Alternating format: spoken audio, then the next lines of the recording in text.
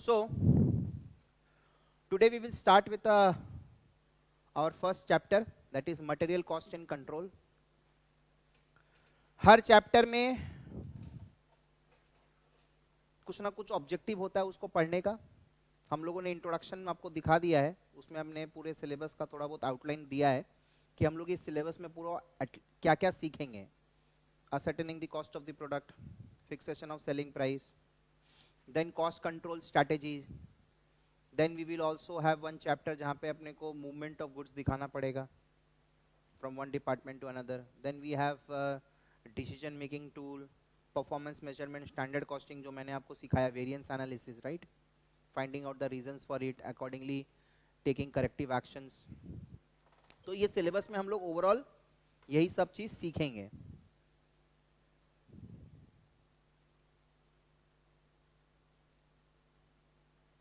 ठीक है. नाउ होगा क्या, इस पर्टिकुलर चैप्टर में हम लोग मटेरियल कॉस्ट निकालेंगे एंड उसको कंट्रोल कैसे किया जाता है वो देखेंगे. राइट. नाउ मटेरियल कॉस्ट, अगर आपने कोई बात करते, सपोज एक प्रोडक्ट बनाने में एक रॉ मटेरियल लग रहा है, उसका दाम है 5 रुपया, तो हो गया मटेरियल कॉस्ट 5 रुपया. बट इतना आसान नहीं है, क्योंकि material cost comprises not only purchase price, उससे रिलेटेड कुछ कुछ इंसिडेंटल कॉस्ट भी है, वो भी ऐड होगा. कॉमन खर्चा जो मटेरियल का परचेज से रिलेटेड है, that is transportation. Carriage inward याद है, ट्रेडिंग अकाउंट बनाते थे तो परचेज के नीचे हम लोग कैरेज इनवर्ड दिखाते हैं. बेसिक. तो हम लोग चैप्टर में सीखेंगे कैलकुलेटिंग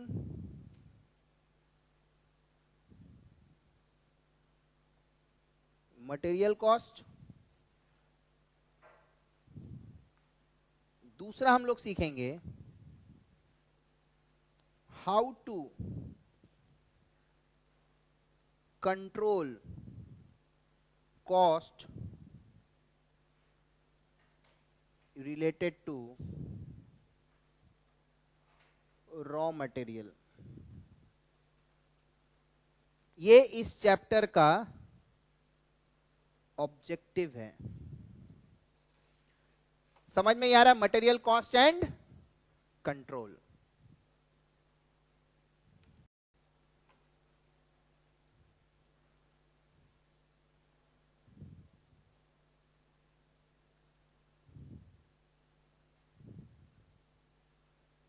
राइट.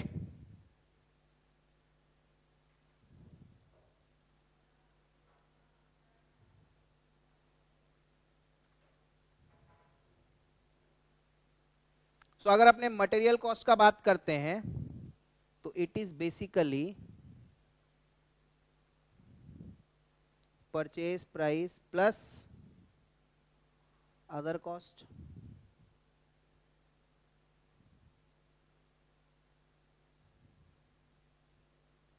अदर कॉस्ट में one of the common cost is carriage inward.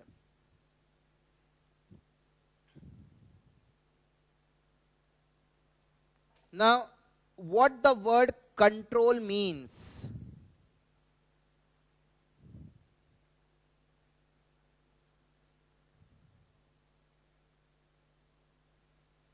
Right. Now जब भी मटेरियल का बात करते तो उसको पहले खरीदना पड़ता है, स्टोरेज एंड यूसेज. मटेरियल से रिलेटेड ये 3 एक्टिविटी होता है.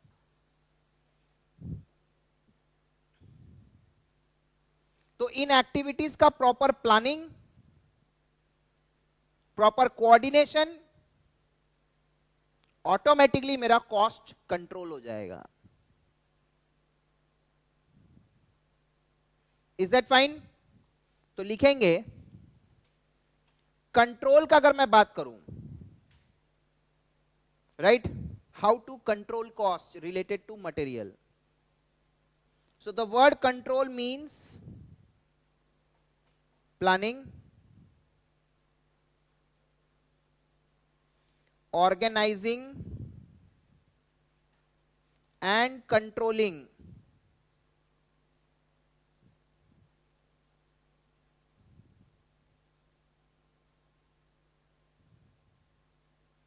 सर किस चीज का प्लानिंग का बात करें, किस चीज का ऑर्गेनाइजेशन, किस चीज का controlling?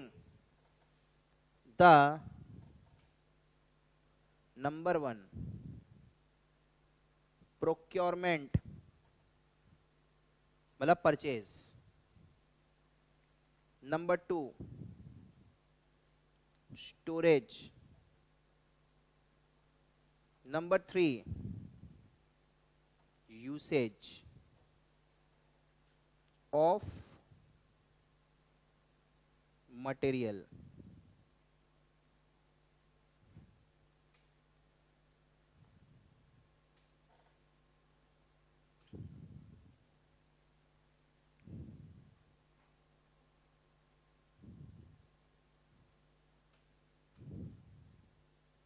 So as to achieve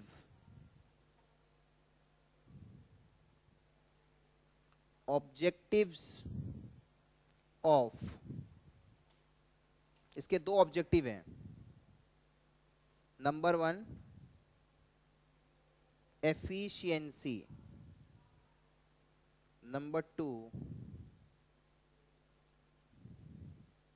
economy.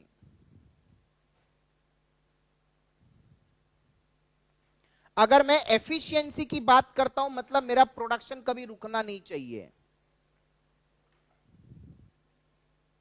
Even flow of production, मतलब कभी ऐसा नहीं होना चाहिए कि माल नहीं और प्रोडक्शन रुक गया। कई बार ऐसा होता है, suppose you are cooking and suddenly you find अरे ये तो आटा है ही नहीं घर में, देन फटाफट you run to the market and buy atta. Easily available है नीचे तो इसीलिए दिक्कत नहीं हुआ, अगर नॉन अवेलेबल होता तो भूखा सोना पड़ता।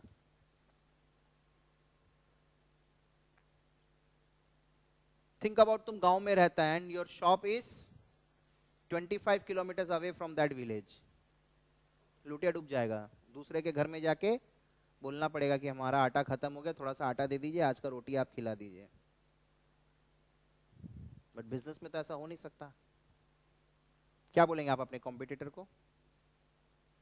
थोड़ा सा माल दे दे, रॉ मटेरियल, उसको पता चल जाएगा तो इस चीज का फायदा उठाएगा।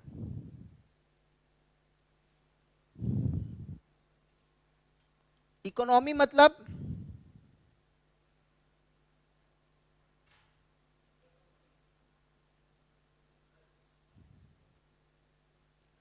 other cost should be minimum।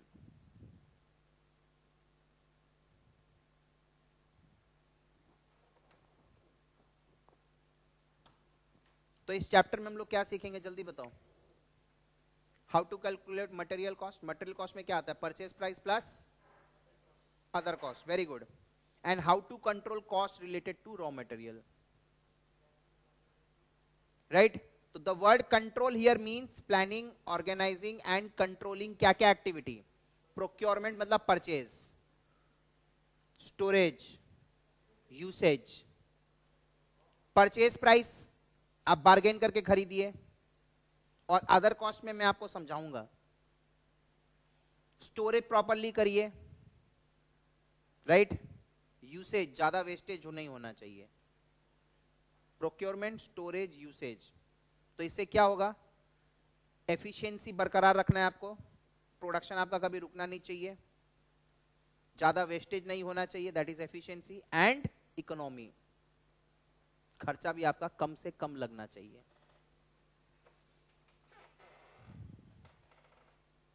Is that fine? हाँ। सो इस चैप्टर में हम लोग अपना परचेज प्लान, अपना स्टोरेज प्लान, मेरा कंजम्पशन पैटर्न, ये सब चीज डिस्कस होने वाला है। क्या क्या डिस्कस होगा? Purchase plan, storage plan, usage pattern, जिससे कि एफिशिएंसी और इकोनॉमी बरकरार रहे।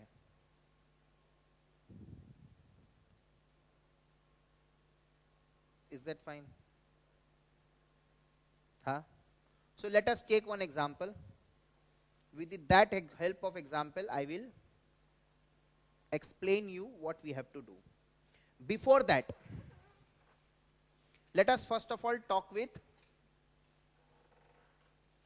optimum purchase plan.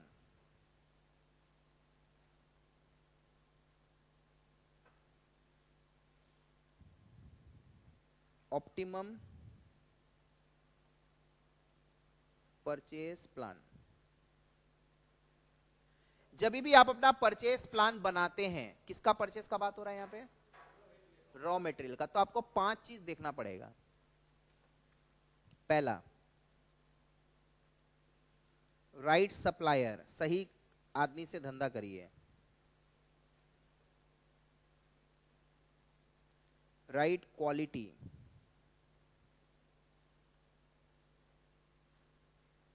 Right price, right quantity and right time पे खरीदना है। राइट, इसको हम लोग 5 आवर्स बोलते हैं।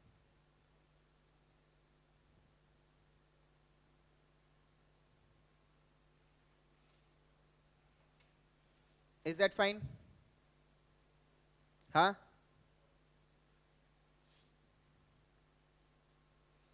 बरोबर है। Purchase your raw material from a good supplier. माल सही होना चाहिए। बदमाश कंपनी देखें आप लोग, बिना इंस्पेक्ट किए आप माल ले लेते हैं एंड देन यू फाइंड कि पेयर ऑफ ग्लव्स गलत है। राइट, तो क्वालिटी सही होना चाहिए रॉ मटेरियल का, दाम सही होना चाहिए, कितना खरीदना है ये भी इंपॉर्टेंट है।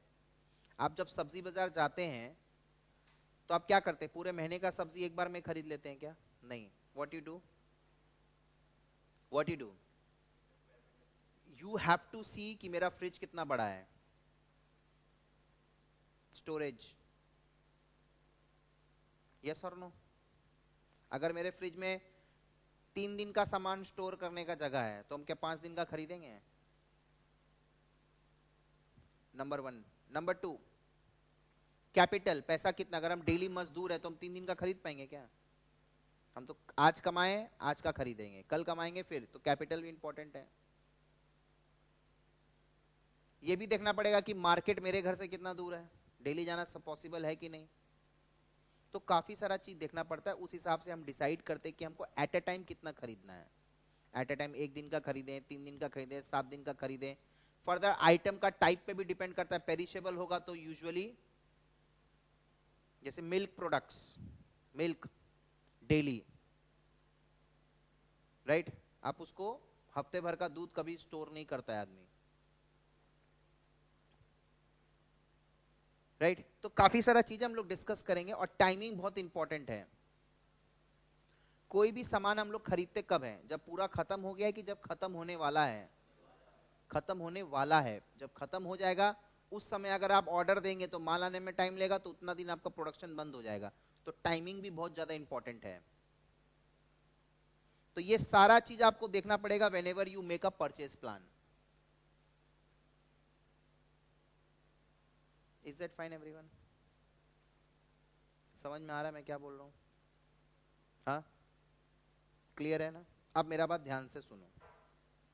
मैं आपको एक एग्जाम्पल दिखाऊंगा, उस एग्जाम्पल से मैं आपको ये सारा चीज बता भी दूंगा। फिर मैं आपको वो चीज मैथमेटिकली प्रूफ करके दिखा दूंगा। फिर मैं आपको वही चीज इकोनॉमिकली भी दिखा दूंगा, इकोनॉमिक्स का डायग्राम दिखा के। तो फिर हमारा ये चीज ठोस हो जाएगा। ये स्टार्ट करते हैं। लेट अस से कि हमारा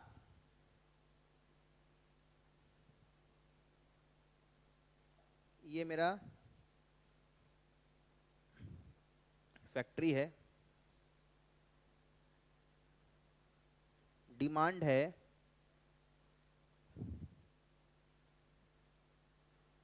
600 यूनिट्स, कितना 600 यूनिट, ठीक है। अच्छा, ये स्टोर डिपार्टमेंट है जहां पे रॉ मटेरियल स्टोर किया जाता है। ये प्रोडक्शन डिपार्टमेंट है जहां पे रॉ मटेरियल प्रोसेस होकर फिनिश गुड्स बन रहा है। ये फिनिश गुड्स बनता है, यहां से रॉ मटेरियल आ रहा है, ठीक है। 2 kg में एक आउटपुट निकलता है। सिचुएशन समझ में आ रहा है? सबसे पहले आप अपना डिमांड देखेंगे प्रोडक्ट का, उसी हिसाब से अपना प्रोडक्शन प्लान बनाएंगे। यस और नो? अगर आप कोई नया धंधा भी स्टार्ट कर रहे हैं तो सबसे पहले आपको मार्केट सर्वे करना पड़ता है, मार्केट रिसर्च करना पड़ता है। वो रिसर्च करके आप ये फाइंड आउट करते हैं कि क्या कि आपका डिमांड कितना है, उस हिसाब से आप अपना प्रोडक्शन प्लान करेंगे, फिर उसी हिसाब से आपका परचेज प्लान होगा, राइट। तो अगर आपको 600 बनाना है और एक बनाने के लिए 2 kg चाहिए, तो टोटल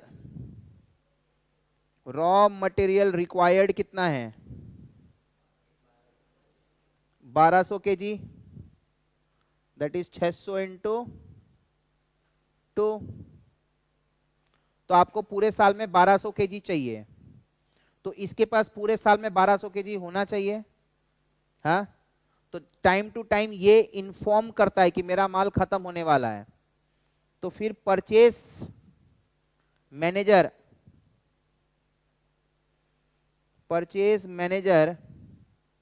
ये 1200 kg का परचेस प्लान बनाएगा,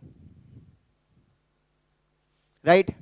तो मार्केट सर्वे करके पता चल गया मेरा 600 डिमांड है, तो प्रोडक्शन 600 होना चाहिए। एक बनाने के लिए 2 चाहिए, तो टोटल फैक्ट्री में रिक्वायरमेंट कितना आएगा इस रॉ मटेरियल का? 1200। तो स्टोर मैनेजर परचेज मैनेजर को बोल देगा कि भैया 1200 का परचेज प्लान आपको बनाना है पूरे साल में। तो परचेज मैनेजर के पास में बहुत सारा ऑप्शन है, पूरा 1200 एक बार में खरीद लिया, या 1200 को 6 महीना मतलब 600 करके 2 बार में खरीद लिया, यस और नो? या 400 करके 3 बार में खरीदा, या 300 करके साल में 4 बार खरीदा, या 200 करके साल में 6 बार खरीदा, या 100 करके हर महीना खरीद रहा है, यस और नो? अच्छा, 600 का जो प्रोडक्शन होगा, 600 का जो प्रोडक्शन होगा ये इवनली स्प्रेड है। तो 1200 का जो रिक्वायरमेंट है वो भी इवनली स्प्रेड है। अगर मानो साल में 300 दिन होता है, तो 1200 डिवाइडेड बाई 300 करने से कितना होता है? दिन में 4। तो आज फैक्ट्री वाला स्टोर वाले को क्या बोलेगा? हर दिन 4 भिजवा देना। अब स्टोर वाला इन्वेंट्री मेंटेन कर रहा है, जैसे ही इसका इन्वेंट्री कम होगा ये परचेज मैनेजर को बोल देगा ऑर्डर दे दीजिए खरीदने के लिए। तो अपने वही बात कर रहे हैं कि भैया ये प्लानिंग कैसे किया जाए। ये प्लानिंग 1200 का जो परचेज प्लान है ये कैसे बनाया जाए, तो ये काफी सारा चीज पे डिपेंड करता है। स्टोरेज रखने का कितना बड़ा जगह है आपके पास में। आज मान लो मेरे पास अगर 100 यूनिट रखना जितना बड़ा जगह है, कितना? 100। तो क्या हम 200 खरीदने का सोच सकते हैं? तो हम मैक्सिमम 100 ही खरीद पाएंगे।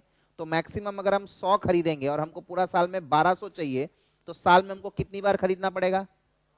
12 बार खरीदना पड़ेगा। हाँ या ना? हाँ। फर्दर मान लो हमारे पास उतना पैसा नहीं है, तो फिर हम 100 नहीं खरीद पाएंगे और कम खरीदेंगे। तो there can be so many purchase plan.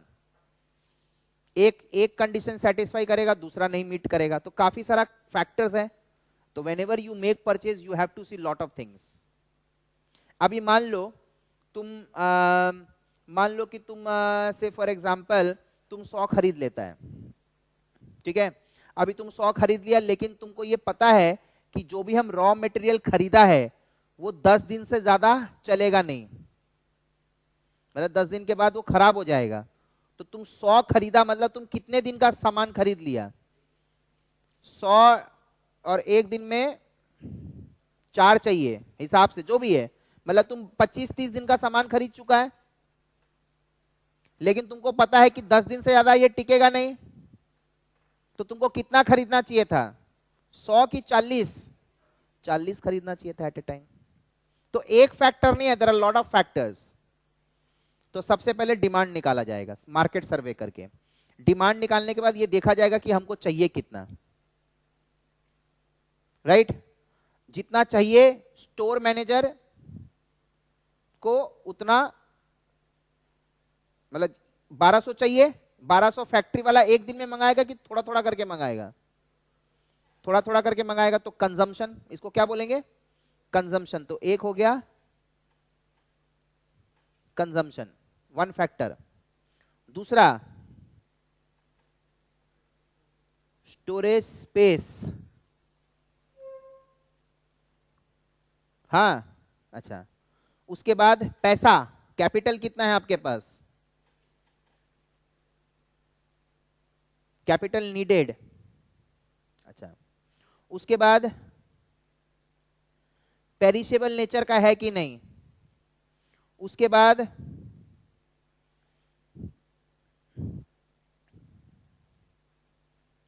Suppliers,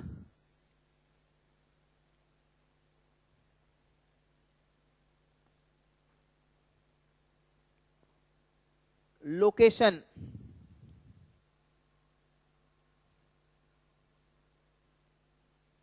अगर सप्लायर बगल में है तो डेली जाके खरीदना पॉसिबल है।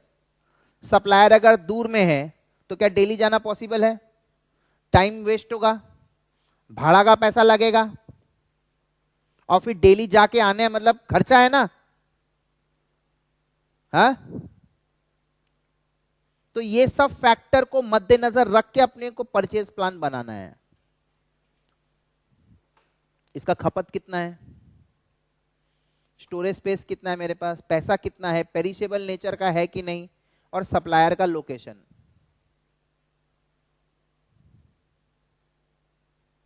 Are you getting my point? तो इन सब फैक्टर्स को मद्देनजर रखते हुए जो परचेज प्लान आएगा, that is right quantity to be purchased. तो राइट क्वांटिटी का मतलब है quantity to be purchased each time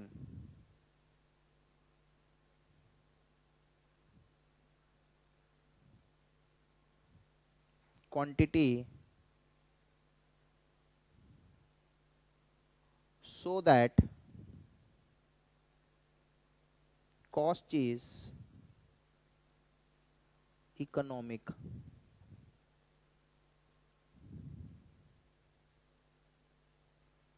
Now what cost? Other cost. आज तुम 200 200 200 200 200 करके खरीदो, चाहे 300 300 300 300 करके खरीदो, चाहे तुम 600 600 खरीदो, चाहे तुम पूरा 1200 खरीद लो, खरीदना तो तुमको पूरा साल में 1200 ही है।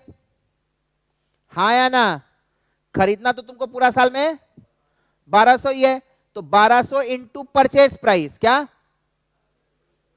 वो तो सेम रहेगा ना सारा केसेस में, प्रोवाइडेड कोई डिस्काउंट नहीं है तो। है ना? आज हम 200 200 करके 6 बार खरीदा, टोटल साल में खरीदा कितना? 1200। 300 300 300 करके 4 बार खरीदा, टोटल खरीदा कितना? 600 600 करके 2 बार खरीदा, 1200 एक बार में खरीदा, इनटू परचेज प्राइस। तो ये तो कांस्टेंट रहेगा। तो quantity to be purchase each time so that cost is economic. Which cost? Other cost. And what is other cost? Other cost related to capital, other cost related to storage, other cost related to perishable, other cost related to supplier location, transportation. तो ये जो other cost है, right, ये जो other cost है, इस other cost को दो हिस्सा में तोड़ लिया गया।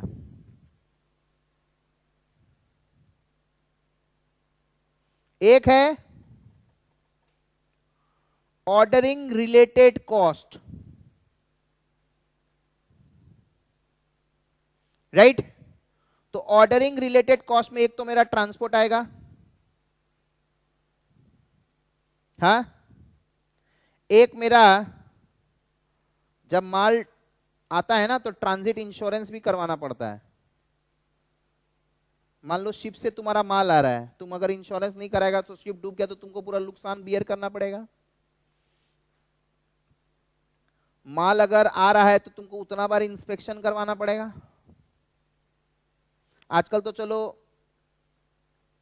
ऑर्डर ट्रैकिंग का खर्चा 0 हो गया है, पहले फोन करना पड़ता था, उसका एक कॉस्ट है, फॉलो अप लेना पड़ेगा, उसके लिए एक आदमी रखना पड़ेगा, राइट। तो काफी सारा खर्चा होता है। एक होगा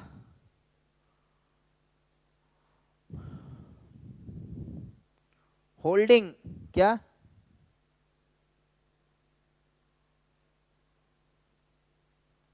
होल्डिंग रिलेटेड कॉस्ट, बहुत जन इसको स्टोरेज रिलेटेड कॉस्ट भी बोलता है,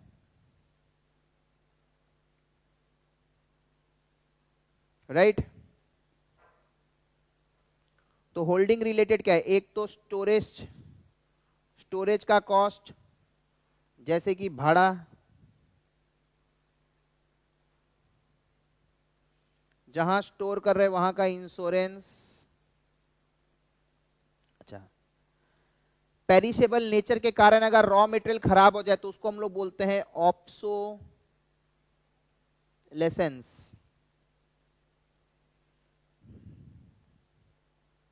राइट।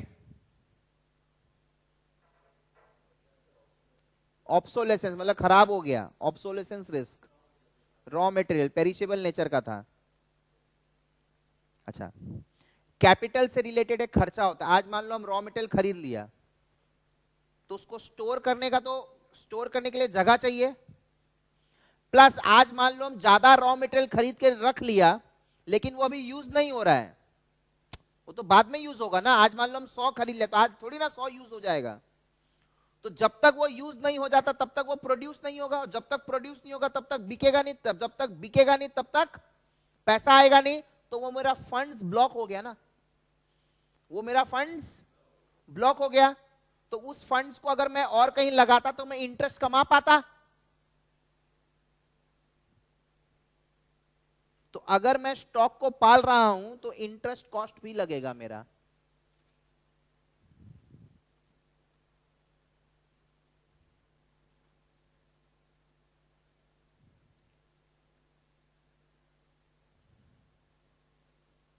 ठीक है, तो साल में मेरे को 1200 करके खरीदना है साल में।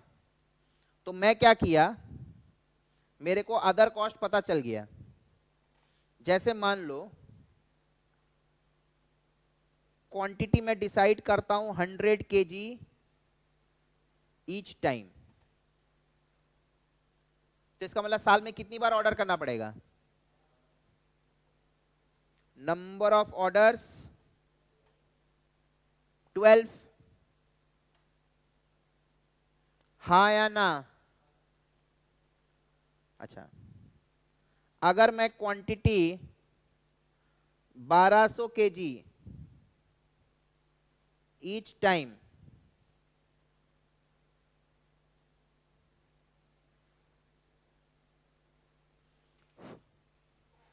राइट, तो नंबर ऑफ ऑर्डर्स कितना है, एक,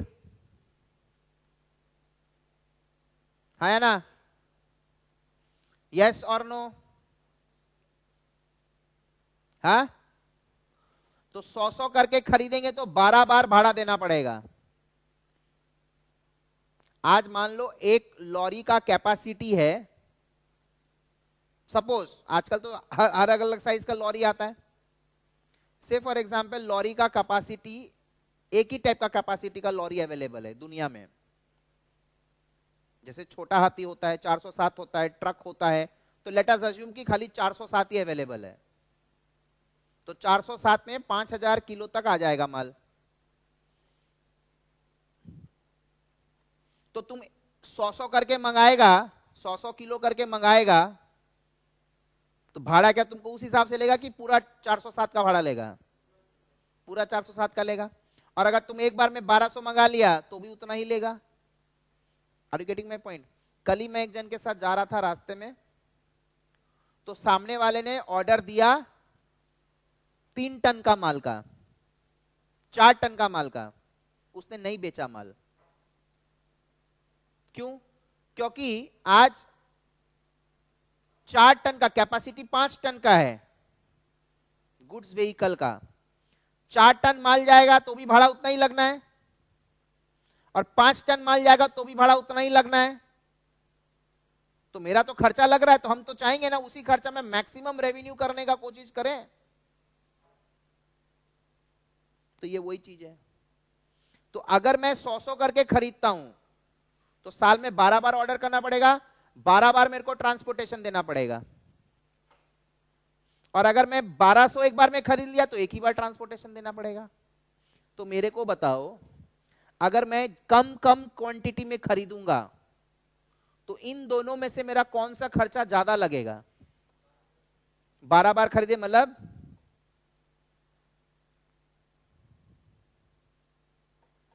ordering related cost is high.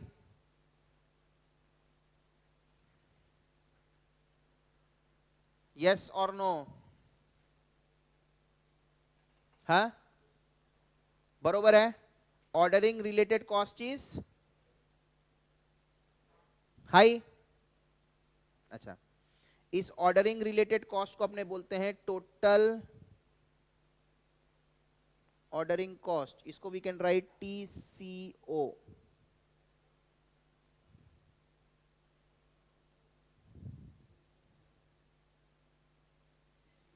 Total cost of ordering या टोटल ऑर्डरिंग कॉस्ट एक ही बात है। एक्टिव पैसिव,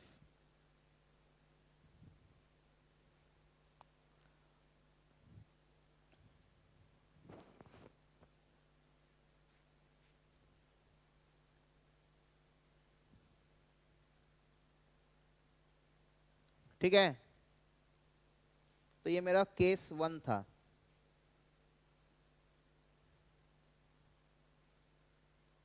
अभी मैं केस 2 की बात करता हूं। केस 2 में अगेन वही चीज, इधर वाला केस में 100 kg ईच टाइम है ना। तो मेरे को एक बात बताओ, एवरेज स्टॉक होल्डिंग कितना होगा? 50 kg एट ए टाइम। आज मैं 100 खरीदा, कल थोड़ा सा यूज हो गया, तो यूज हो गया तो स्टोरेज स्पेस खाली हो गया, उसको मैं और कोई काम में लगा दिया। ये अजम्पशन है, हालांकि प्रैक्टिकली ये पॉसिबल नहीं है। आज मान लो मैं 4 दिन के लिए बाहर जाऊंगा तो मैं क्या सेंटर किसी को भाड़े पे दे सकता हूं? वेरी डिफिकल्ट, वैसा कोऑर्डिनेशन करना बहुत डिफिकल्ट। तो बट ये अज्यूम करते अपने कि आज 100 रख दिया, 100 kg गोडाउन में आ गया, अब कल थोड़ा सा यूज होगा, खाली हो गया, तो कल तुम वो जगह भाड़े पे दे दो, फिर परसों और थोड़ा खाली हो गया, उसको भी भाड़े पे दे दो। ऐसे करते करते 0 होगा, फिर वापस से 100 आएगा, तो वापस से उस भाड़ा, जिसको भाड़ा देते उसको निकाल दो, जिसको भाड़ा देते उसको निकाल दो, फिर जैसे समझ रहे हैं। तो ये वो अजम्पशन लिया, बट प्रैक्टिकली पॉसिबल नहीं है। तो बात चलो अपने मान लेते हैं, तो आज हम 100 खरीदा, धीरे धीरे ये 0 होगा, तो ऑन एन एवरेज हम कितना स्टोर कर रहा है? 50। 100 तो अल्टीमेटली 0 होगा, फिर 100 आएगा, फिर 0 होगा, फिर 100 आएगा। अगर मैं हर बार 100 किलो करके खरीद रहा हूं तो at a time how much I am storing? 50 average stock holding. Starting में मैं 100 होल्ड कर रहा, लास्ट के दिनों में मैं 0 होल्ड किया, तो 0 एंड 100 का एवरेज क्या आएगा? 50 ना। वो चीज यहां पर क्वांटिटी कितना है? 1200 किलो ईच टाइम। तो इधर में मेरा एवरेज स्टॉक होल्डिंग कितना होगा? 600। मतलब यहां पे मेरे को स्टोरेज का बड़ा जगह चाहिए, बड़ा जगह चाहिए, ज्यादा पैसा भी चाहिए ज्यादा क्वांटिटी खरीदने के लिए। यहां पे साल में एक ही बार में 1200 खरीद लिया, वो धीरे धीरे धीरे धीरे धीरे धीरे पूरा साल यूज होगा, तो जगह तो ब्लॉक हो गया मेरा। और यहां पे 100 छोटा जगह में काम हो जाएगा, क्योंकि मैं बार बार खरीद रहा हूं, बार बार खरीद रहा हूं, क्या कर रहा हूं, बार बार खरीद रहा हूं, तो इसलिए मेरे को छोटा जगह से काम हो जाएगा। यहां पे एक ही बार खरीद रहा हूं, इसलिए मेरे को बड़ा जगह चाहिए, ज्यादा पैसा भी चाहिए। ऑब्सोलेसेंस का चांस किस में ज्यादा होगा, ज्यादा खरीदने में। एनीवे तो इसका मतलब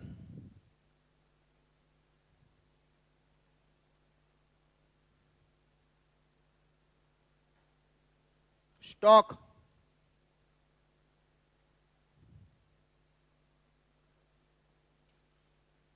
होल्डिंग रिलेटेड कॉस्ट इज यहां पर हाई, ठीक है, और यहां पे स्टॉक होल्डिंग कॉस्ट लो है, और यहां पे ये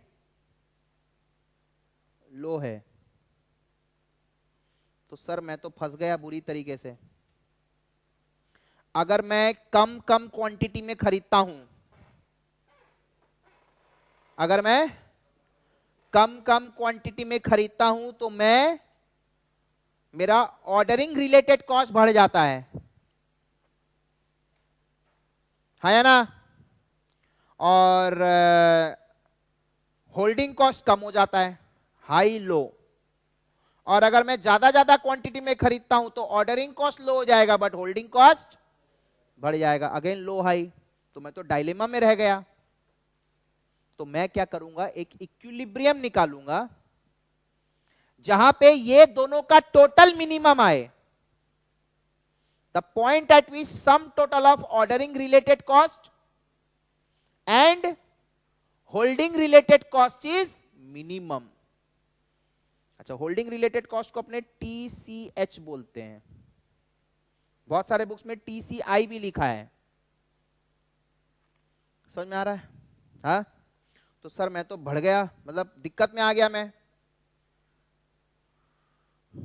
quantity to be purchased each time, इसको अपने शॉर्ट में Q बोलते हैं, क्या बोलेंगे, Q।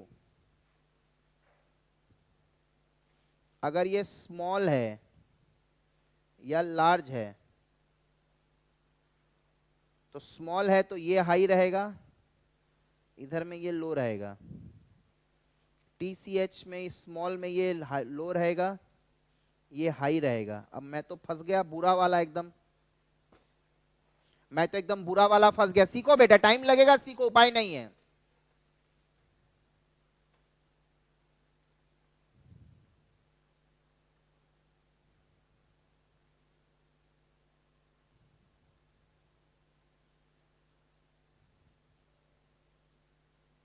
ठीक है, हाँ। सो अब हम लोग बेसिकली हम लोगों को ये Q निकालना है, द क्वांटिटी एट विच इन दोनों का टोटल क्या इज इकोनॉमिक। इसीलिए इस क्वांटिटी को फिर बाद में बोला जाएगा इकोनॉमिक ऑर्डर क्वांटिटी। क्या बोला जाएगा इसको बाद में, क्यों, क्योंकि at this quantity which to cost is minimum, TCO and TCH, total cost of ordering, total cost of holding, है ना। तुम लोग खुद अपना आंख से देखो, छोटा छोटा क्वांटिटी में खरीदेंगे तो ज्यादा बार खरीदना पड़ेगा, तो ऑर्डरिंग रिलेटेड कॉस्ट हाई होगा। ज्यादा ज्यादा क्वांटिटी में खरीदेंगे तो पैसा ज्यादा चाहिए, स्टोरेज ज्यादा चाहिए, chances of obsolescence is high, तो होल्डिंग कॉस्ट बढ़ गया। तो मैट्रिक्स में बनाया तो लिखो, the objective is to find out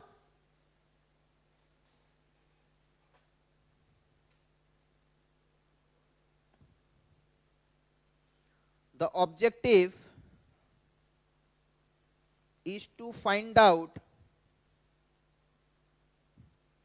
the quantity to B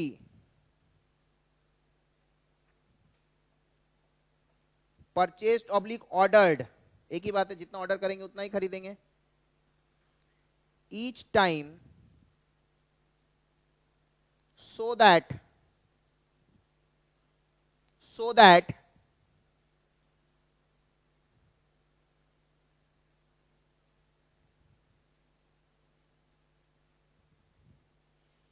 the sum total of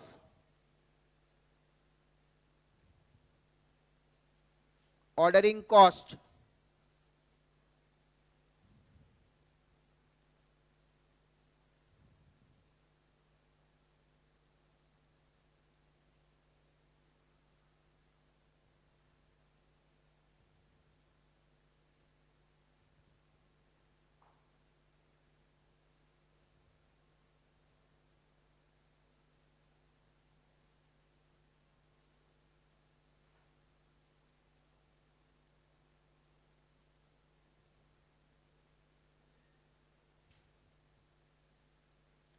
the objective is to find out the quantity to be purchased oblique ordered each time so that sum total of ordering cost and stock holding cost is economic, that is minimum. Is that fine? The point at which this is minimum, उस point को बोलते हैं economic order quantity. देखो, the quantity at which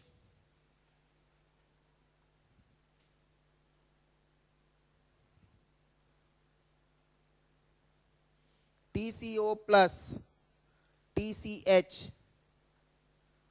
is minimum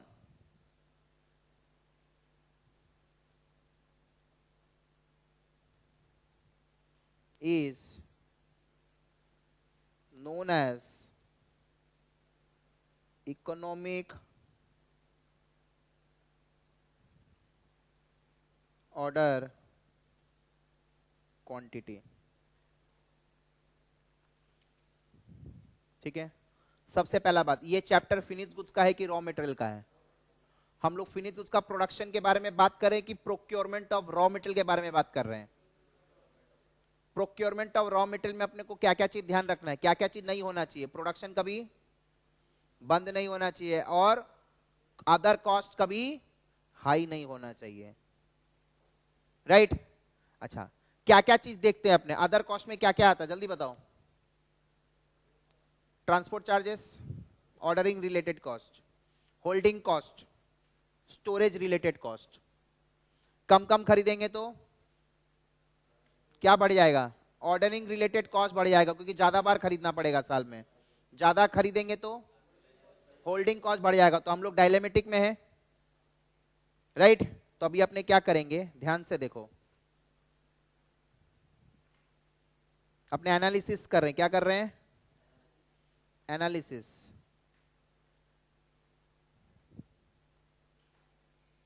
Q 100 करके खरीदे तो, 200 KG करके खरीदे तो, 300 केजी करके खरीदे तो, 400 केजी करके खरीदे तो, 600 केजी करके खरीदे तो, 1200 केजी करके खरीदे तो. ठीक है? हाँ, पूरा साल में रिक्वायरमेंट कितना है? हाँ, अच्छा, ए मतलब एनुअल रिक्वायरमेंट. क्या कितना है? 1200 किलो. अच्छा, ओ होता है cost of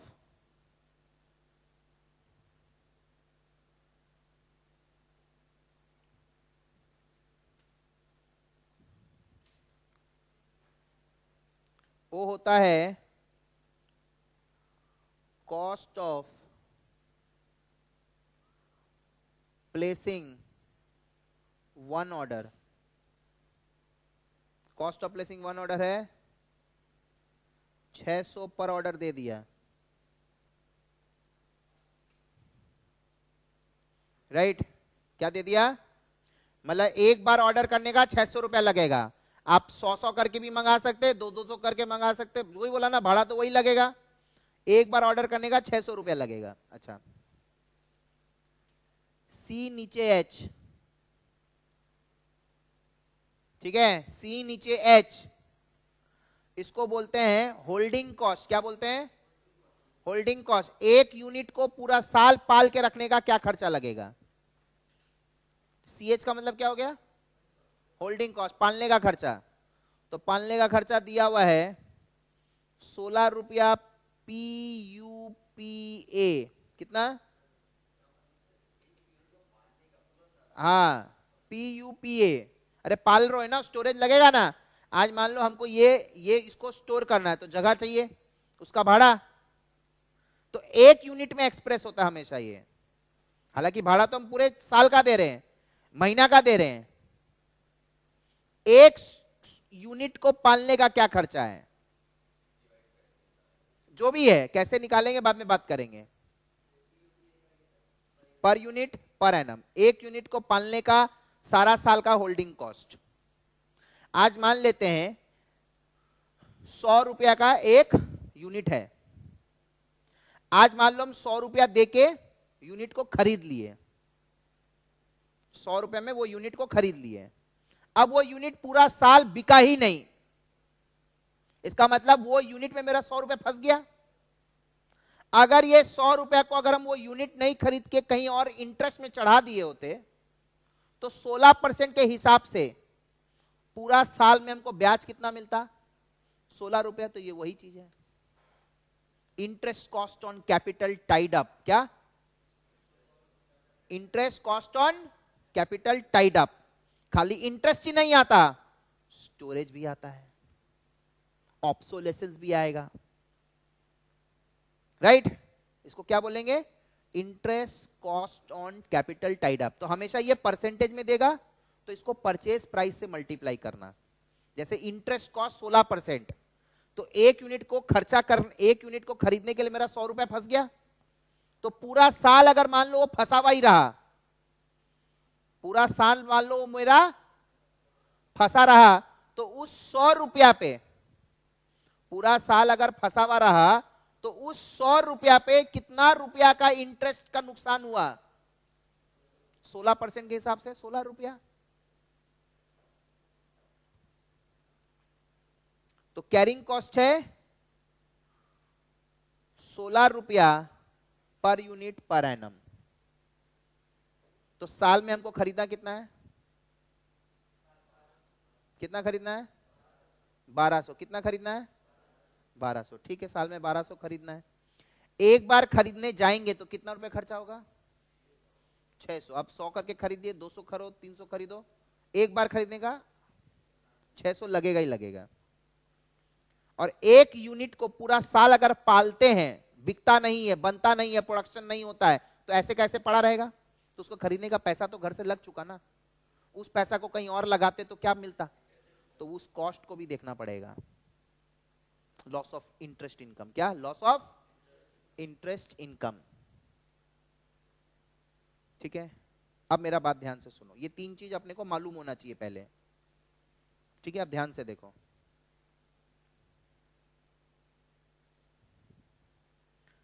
number of orders. अगर हम हर बार 100 करके खरीदते तो साल में कितना ऑर्डर करना पड़ेगा, 12। कैसे आया, A/Q कर लो, सिंपल है ना। क्या करना है अपने को, क्या करना है बोलो, A/Q, बरोबर है। ये कॉमन डाटा, ये हर क्वेश्चन में दिया रहेगा।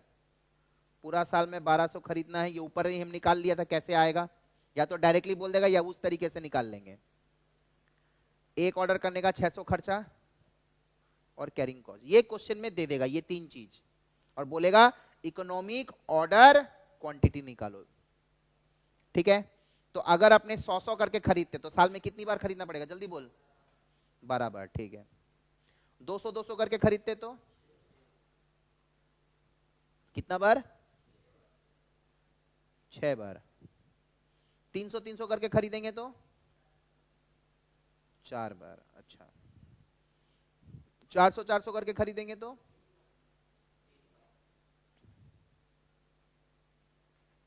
600 करके खरीदा तो 1200 करके खरीदा तो 1 बार। ठीक, average stock held, average stock कैसे आएगा, Q/2। हम 100 करके खरीद रहे हैं तो हमको स्टोरेज स्पेस कितना चाहिए, 100, फिर वो जीरो में आएगा,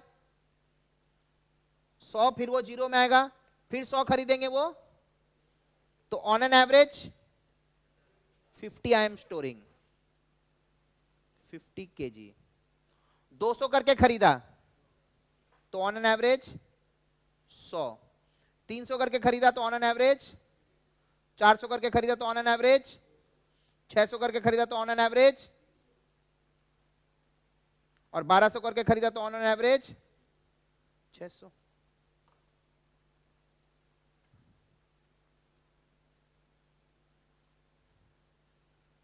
है ना, बरोबर है। TCO कैसे आएगा, पूरा साल का ऑर्डरिंग कॉस्ट कैसे आएगा, number of order into 600। Very good बेटा, नंबर ऑफ ऑर्डर निकाल चुका है हम लोग, तो हम लिख सकते हैं क्या, A/Q इंटू O। A/Q हम ऑलरेडी निकाल चुका है, A/Q नंबर ऑफ ऑर्डर है, इंटू O कर देंगे तो 12 इंटू 600, बोलो 7200, 6 इंटू 600 2400, 1800, 1200 और 600। Done, done done London. TCH average stock, मतलब वो स्टॉक हम पूरा साल होल्ड कर रहे हैं। 100 और जीरो का एवरेज क्या है, 100, फिर वापस से 100 जीरो का एवरेज क्या है, 100 जीरो का एवरेज है 50, वापस अगली बार खरीदा उसका एवरेज भी 50, उसका एवरेज भी 50, मतलब थ्रू आउट द ईयर वो एवरेज 50 आ रहा है, मतलब थ्रू आउट द ईयर हम 50 स्टोर कर रहे हैं, तो average stock into CH।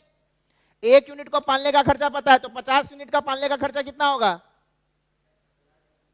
50 into 16, तो वही करेंगे Q/2 into average, Q/2 average आ गया, तो एवरेज इंटू एक यूनिट को पालने का खर्चा CH, एक यूनिट को पालने का खर्चा एवरेज इंटू CH।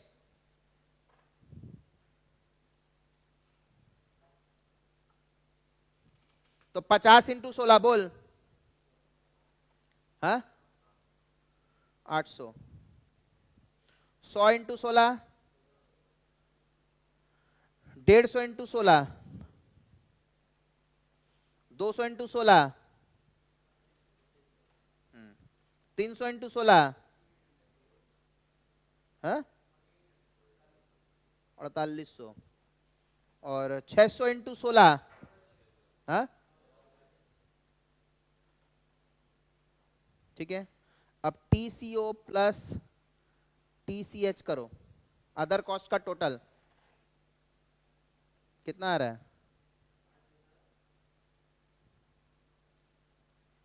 8000, कितना 5200, 4800, 5000, 6000। बोल दे भाई, आंसर बोल दे, आंसर बोल। इस पॉइंट पे सबसे मिनिमम आ रहा है ये,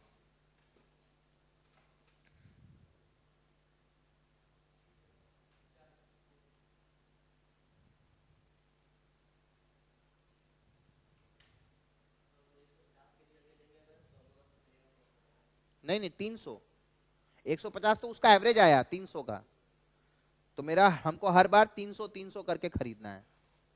300 खरीदो, वेट करो, फिर जब खत्म होने वाला होगा वापस 300 खरीद लेना। ठीक है, तो लिखो 300 is the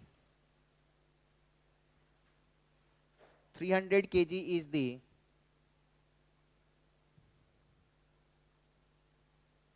economic 300 kg is the economic order quantity. 300 kg is the economic order quantity.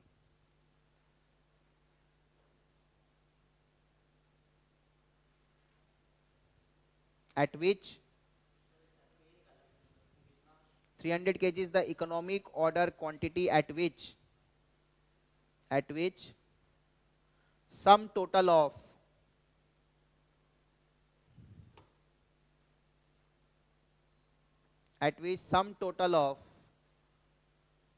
TCO plus TCH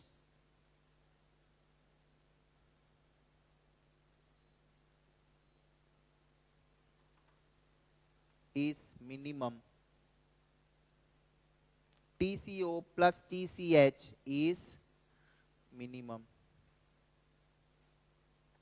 तो सर ये तो आप हम लोग को करीबन 57 मिनट हो गया क्लास स्टार्ट हुए, और इस पर्टिकुलर पार्ट को समझ लिया, करने में तो कम से कम 10-12 मिनट लग जाएगा। लेंदी प्रोसेस है। तुम लोग डिफरेंशिएशन किया है, उसमें मैक्सिमा मिनिमा किया है। मैक्सिमा एंड मिनिमा वैल्यू कैसे निकलता है? अब ध्यान से देखो, हम लोगों को करना क्या है, इस कॉस्ट को मिनिमम करना है, हाँ या ना, टीसीओ टीसीएच को मिनिमम करना है। ठीक है, आइए, मैंने आपको बोला ना मैं मैथमेटिकली प्रूफ करके दिखाऊंगा आपको। सपोज टीसीओ प्लस टीसीएच ये है क्या, A by Q into O plus Q by 2 into CH। तो I can say that Y is equals to, अच्छा अपने क्या करेंगे, Q को X पकड़ लेते हैं। ठीक है, Q को X पकड़ लेते हैं, तो Y is equals to A by X into O plus X by 2 into CH। तो Y is a function of X. Y is a function of X, yes or no? Where Y is the dependent variable and X is the independent. तो देखो, for every values of X, we have a different value of Y. X अगर 100 है तो Y हो गया 8000, X अगर 200 है तो Y हो गया 5200। तो for every value of X we have a different value of Y. But X का कौन सा वैल्यू पे Y मिनिमम आएगा, तो यहां पे तो X 300 होने पे Y मिनिमम आएगा, तो उसको अपने मैक्सिमा मिनिमा से सॉल्व करेंगे। तो अपने फर्स्ट ऑर्डर डेरिवेटिव करेंगे, differentiation with respect to X। तो हमारा होगा क्या, ये हमारा स्टेप 1 है। ठीक है, step 1 differentiating with respect to X,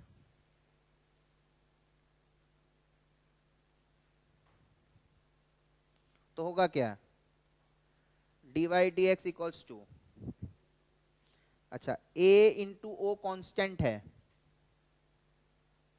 1 by x का differentiation will be minus 1 by x square, minus 1 by x square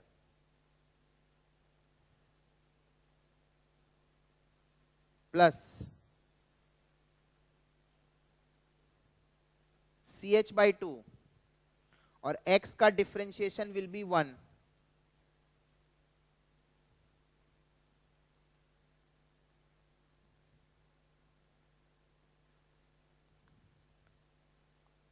ठीक है, क्लियर। तो इसको करने से आएगा minus a into O by X square plus ch by 2,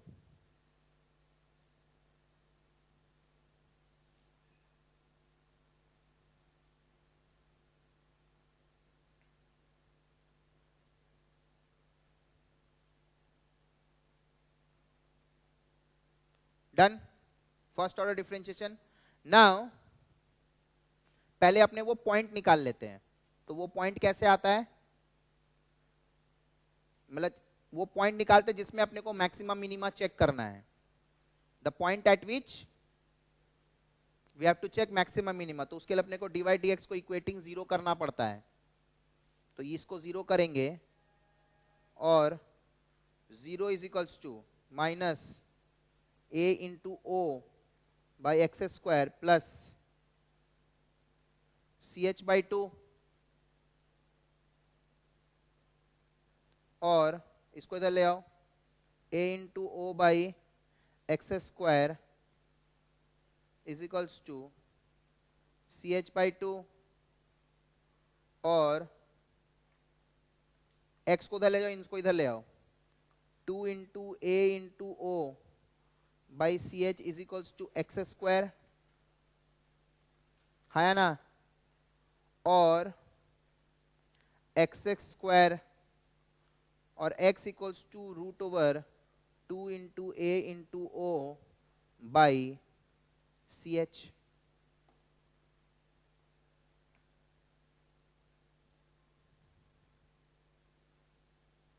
तो at this point we have to check maxima minima.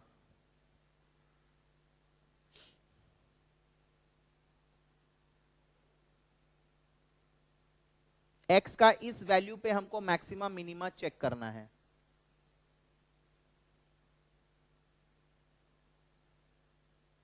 ठीक है, a कांस्टेंट है ही, तो बाहर आ गया डिफरेंशिएशन में। कॉस्ट पर ऑर्डर भी कांस्टेंट है, मैंने आपको बोला 100 खरीदो, 200 खरीदो, 300 खरीदो, और एक यूनिट को स्टोर करने का खर्चा 16 है, तो ये तीनों ही कांस्टेंट है, तो बाहर आ गया। x का डेरिवेटिव कर लिया, ये आया। नाउ कौन सा पॉइंट पे तुमको मैक्सिमा मिनिमा चेक करना है, तो उसके लिए अपने को dy dx को इक्वल टू 0 करना पड़ेगा। यस और नो, dy dx को इक्वल टू 0 करना पड़ेगा।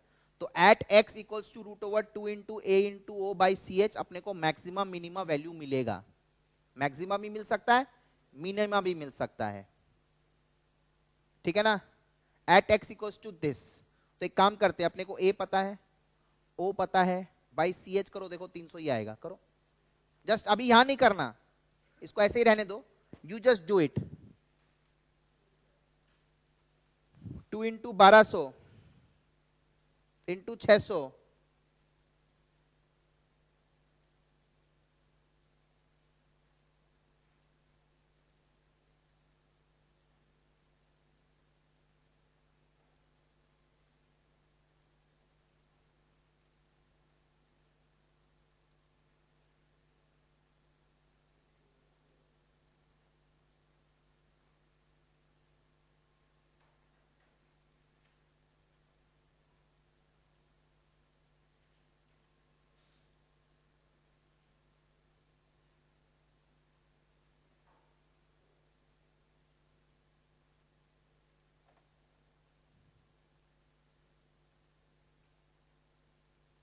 300 है ना।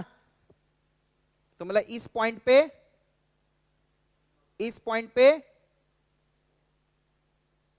y will give the minimum value, इस पॉइंट पे y will give the minimum value. तो लेकिन at point 300 we can have both maxima value minima value. तो अपने को क्या करना है, सेकेंड ऑर्डर डेरिवेटिव करके उसमें इसको पुट करना है x का वैल्यू को, एंड अगर वो पॉजिटिव आता है मतलब y will give the minimum value at x equals to 300। पहले चेक करना पड़ेगा ना ये मैक्सिमा फंक्शन है कि मिनिमा फंक्शन है। तो at point at x equals to this we have to check whether the equation will give minimum value or maximum value। तो उसके लिए अपने को सेकंड ऑर्डर डेरिवेटिव करना पड़ेगा, राइट। तो सेकंड ऑर्डर डेरिवेटिव अगर ग्रेटर देन 0 हुआ तो मिनिमम वैल्यू अचीव हो जाएगा, अगर नेगेटिव आया तो मिनिमम वैल्यू अचीव नहीं होगा। तो स्टेप 3 में अपने को d2y dx2 करना है, दैट इज डिफरेंशिएशन क्या था, minus a into O into 1/x² plus ch/2। तो अगेन ये डिफरेंशिएशन का रूल है, इसको अलग डिफरेंशिएशन, प्लस होने से इसका अलग डिफरेंशिएशन, इसका अलग डिफरेंशिएशन। तो वापस से माइनस a इंटू ओ बाहर आ जाएगा और 1 इसका आएगा माइनस 2 इंटू 1/x³ और ये कांस्टेंट का डिफरेंशिएशन 0 हो जाएगा। तो ये कट गया तो आएगा a into O into 2/x³। ठीक है, तो क्या करेंगे, putting the value of x above, तो इसमें x का वैल्यू बैठाओ a into O into 2/√2 into a into O by ch इसका क्यूब। तो a भी पॉजिटिव है, o भी पॉजिटिव है, ch भी पॉजिटिव है, तो अल्टीमेटली इसका जो वैल्यू आएगा पॉजिटिव आएगा। So therefore this is greater than 0। तो y is a minimum function of x। Prove हो गया ना, यस और नो, प्रूव हो गया ना। हाँ, ये d2y dx2 में x का वैल्यू जो आया इक्वेट करके वो पुट कर देने से ये हो गया। Therefore at x equals to 2 into a into O by ch y will give the what value, minimum value, y will give the minimum value।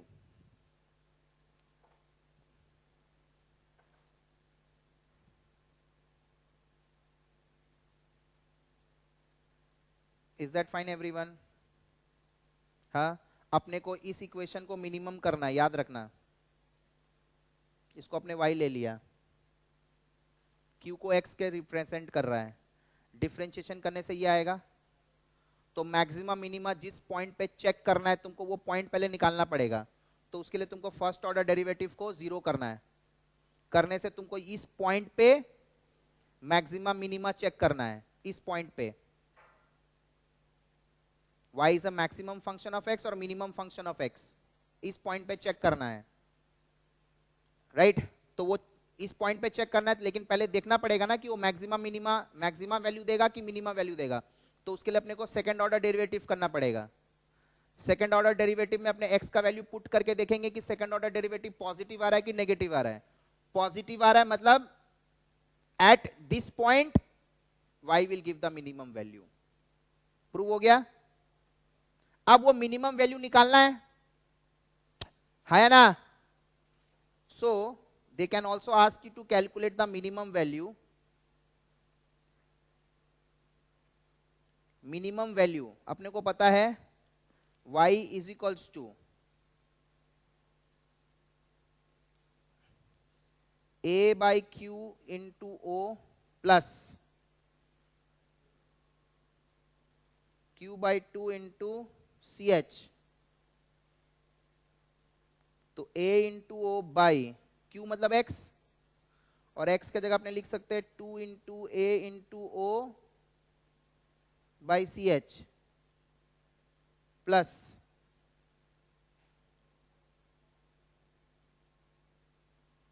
2 into A into O by C H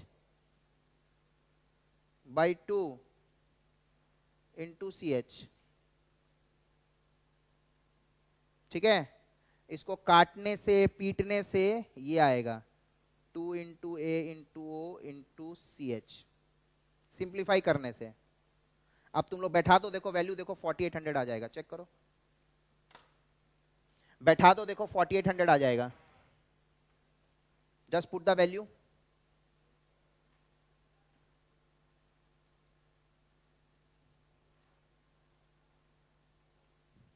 आ गया ना 4800।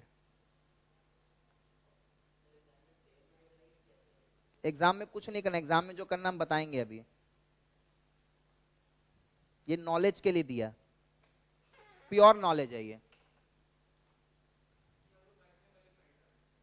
Minimum value इस point पे, minimum value, इसको काटने पीटने से ऊपर नीचे जब काटेगा पीटेगा तो ये इक्वेशन बन जाएगा। ठीक है, हाँ तो बताओ अपने को क्या मिनिमम करना है?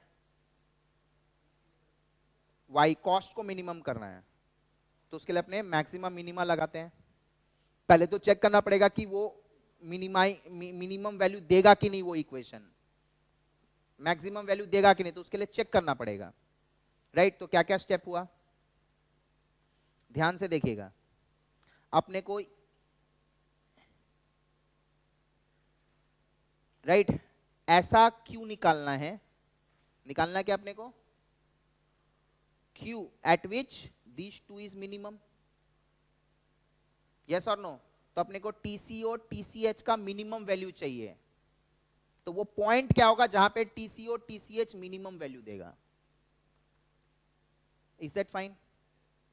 तो पहले अपने y is equals to function of x बना लिया, ठीक है। अपने को at which point of x this will give minimum value, the point at which y is minimum, the ordering quantity at which, नहीं तो ऐसे करके टेबल बना के देखना पड़ेगा हर पॉइंट पे। आपने को 150 पे भी चेक करना चाहिए था, हिसाब से देखा जाए तो 1200 पे चेक करना चाहिए, तो तुम तो ऐसे 100 200 300 ले लिया, आसान रह गया, समझ रहा है। तो वो उतना लंबा करना पॉसिबल नहीं है, तो अपने को देखना है eight which point this will give the minimum value. तो फर्स्ट ऑर्डर डेरिवेटिव किया, राइट। तो पहले अपने को वो पॉइंट निकालना पड़ेगा, किस पॉइंट पे अपने को मिनिमम वैल्यू चाहिए, राइट। तो x इक्वल्स टू ये वाला पॉइंट आया, eight this point y will give the minimum और मैक्सिमम वैल्यू। अभी पता नहीं मिनिमम देगा कि मैक्सिमम देगा, डिफरेंशिएशन करके x इक्वल्स टू y, तो at this point I need to check y will give the minimum value और मैक्सिमम वैल्यू। तो उसके लिए अपने को क्या करना पड़ेगा, मिनिमम मैक्सिमम में पहले चूज करने के लिए second order derivative, second order derivative में अपने x का वैल्यू को पुट कर देंगे, राइट। तो x का वैल्यू पुट करने से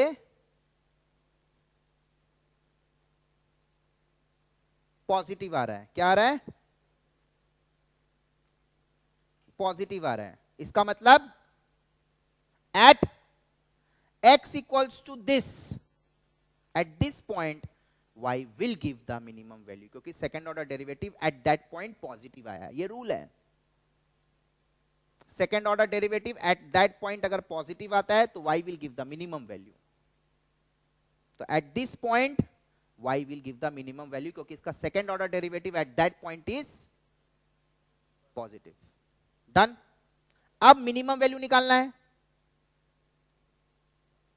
eight x equals to root over 2 into A into O by C H. तो x की जगह ये वैल्यू पुट कर दिया, काटेंगे पीटेंगे अल्टीमेटली ये आ जाएगा। तो अब अपने को समरी बनाना है। ये तो मैथमेटिकली मैंने प्रूफ कर दिया, 300 और 4800 आ गया। तो अगर अपने को EOQ बोलेगा तो सिंपल कुछ नहीं करना है, 2 into A into O by CH। Simple, बार बार थोड़ी दिखाना है प्रूफ कर करके, मैक्सिमम मिनिमा करना नहीं है, एक बार हो गया ना, बार बार नहीं करना है।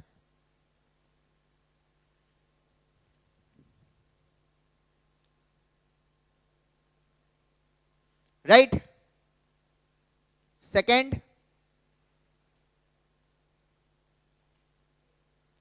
TCO TCH पूछेगा, 2 into A into O into CH।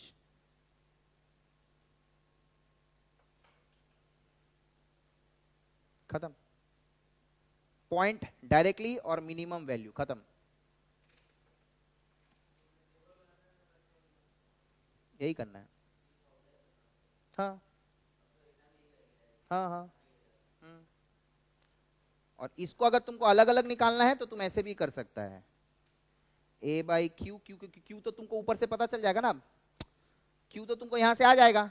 तुम तो EOQ निकालने के बाद ना मिनिमम वैल्यू निकालेगा, फॉर्मूला में तुमको पहले क्यू आ जाएगा, तो तुम A by Q into O plus Q by 2 into CH, ऐसे भी यूज कर सकता है जो मेन इक्वेशन था। यहां पे तो अपने को क्यू पता नहीं था ना कौन से पॉइंट पे मिनिमम, तो अपने डिफरेंशिएशन का वो मैक्सिमम मिनिमा लगाया। लेकिन अब तो अपने को EOQ से, अब अगर फॉर्मूला में पहले EOQ बैठाएंगे तो अपने को पता चल जाएगा कौन से पॉइंट पे मिनिमम वैल्यू, तो डायरेक्टली अपने अलग अलग भी निकाल सकते हैं, वो पॉइंट पे एक वैल्यू बैठा देंगे। इंस्टेड ऑफ पुटिंग दैट पूरा root over 2 into A into O by CH, अपने सीधा Q का वैल्यू बैठा देंगे, 300 बैठा देंगे, डायरेक्टली आ जाएगा। Is that fine? तो इसको ये लोग एसोसिएटेड कॉस्ट भी बोलता है बहुत सारे बुक्स में।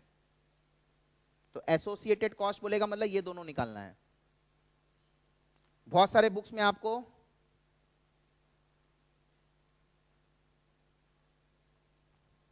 रेलिवेंट कॉस्ट भी बोलेगा।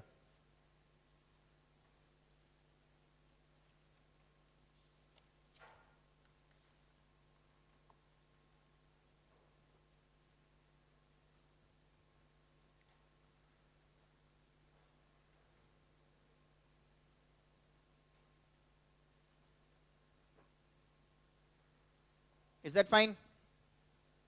तो प्रूफ भी हो गया, समझ में भी आ गया, फॉर्मूला भी बता दिया। ठीक है, क्वेश्चन नंबर 1 एकदम सीधा, आप कहीं नहीं जाएंगे, इकोनॉमिकली वाला बाद में दिखाएंगे।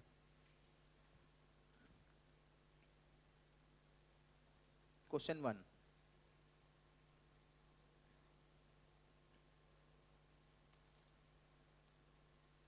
बोलता है compute EOQ from the following details, बोल दिया।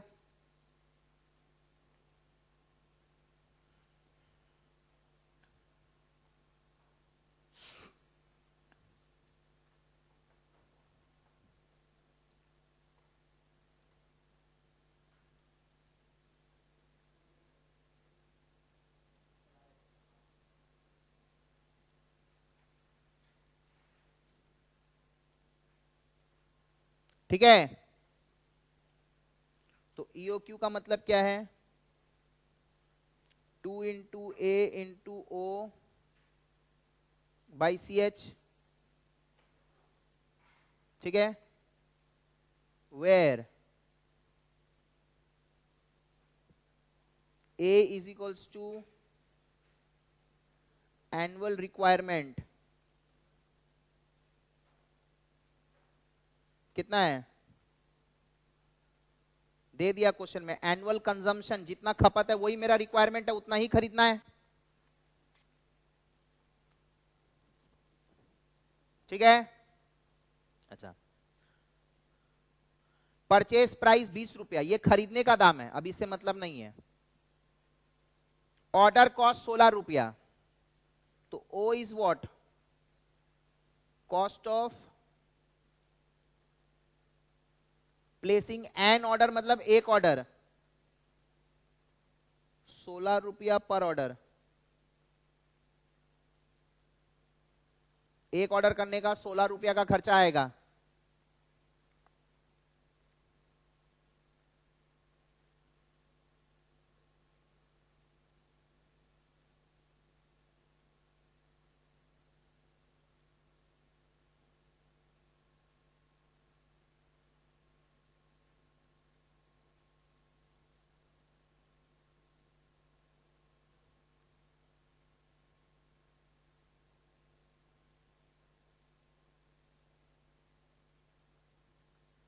ठीक है,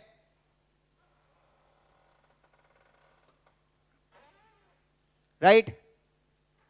CH, तो देखो स्टोरेज कॉस्ट 2%, तो स्टोरेज कॉस्ट भी होल्डिंग में आता है। इंटरेस्ट कॉस्ट 12%, ये भी होल्डिंग में आएगा। ऑब्सोलेसेंस 6%, ये भी होल्डिंग में आएगा। तो टोटल परसेंटेज 20 हो गया। 2 + 12 + 6 20%।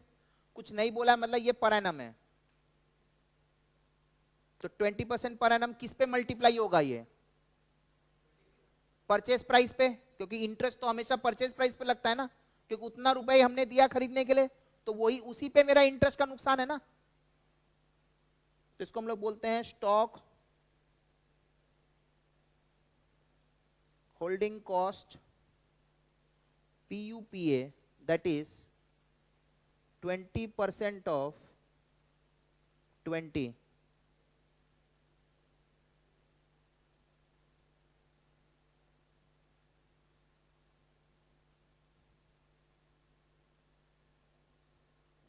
₹4 PUPA,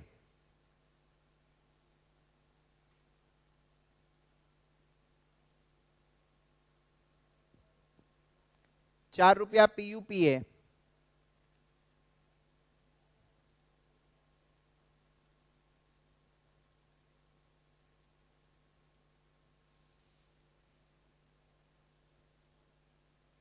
₹16 पर ऑर्डर, 5,000 बैठा दो। 2 × 5,000 × 16/4।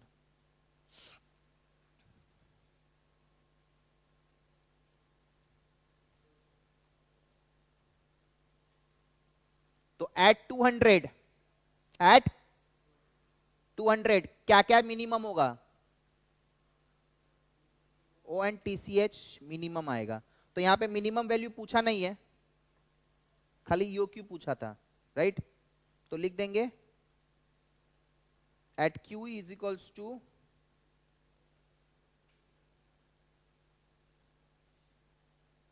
200 यूनिट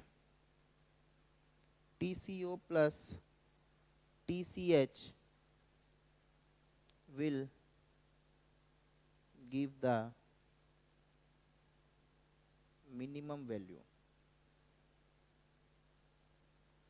अब इसको मेरे को प्रूफ करने का दरकार नहीं है, क्योंकि मेरे को पता है 300 लूंगा, 400 लूंगा, 500 लूंगा, मिनिमम नहीं आएगा, क्योंकि एक ही पॉइंट पे मिनिमम आता है। इधर चल जाओ बढ़ गया, इधर चल जाओ बढ़ गया, राइट, एक ही पॉइंट पे।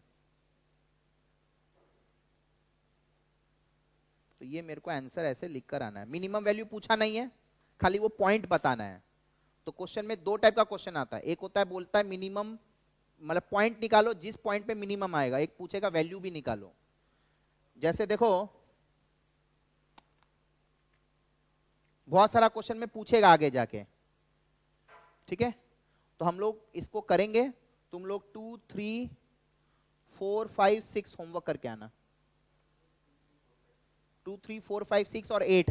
8 में देखो बोला है EOQ भी निकालो और मिनिमम वैल्यू भी निकालो, बोल दिया ना। 2, 3, 4, 5, 6, 8, 9।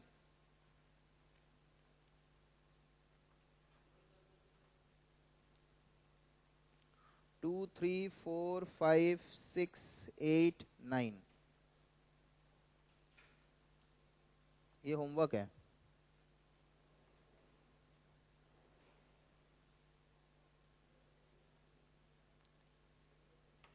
ठीक है, समझ में आ गया सबको? ओके।